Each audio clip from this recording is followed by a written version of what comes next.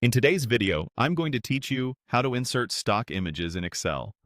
By the end, you'll know exactly where to find Microsoft's built-in image library and how to place those visuals cleanly in your worksheet so they look great without disrupting your data.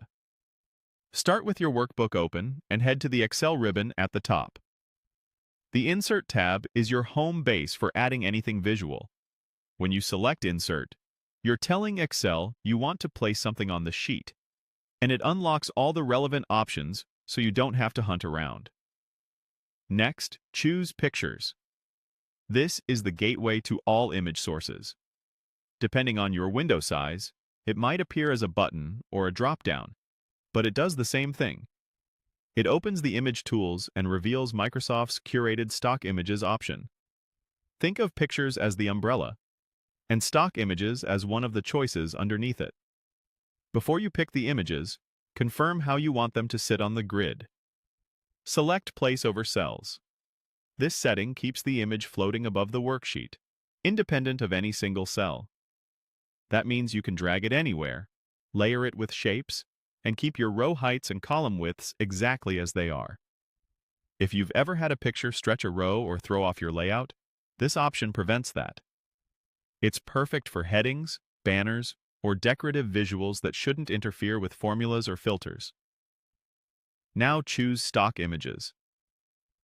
This opens Microsoft's built-in library, which includes high-quality photos, icons, cutouts, and more. Use the search bar to find a theme that fits your sheet. Terms like finance, presentation, or teamwork work well.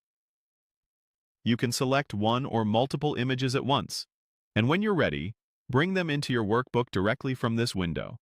Excel places them exactly according to the placement choice you made a moment ago, so they'll float above your cells and won't alter your grid. A few quick tips as you finish up. After inserting, you can resize images by dragging the corners to keep proportions clean.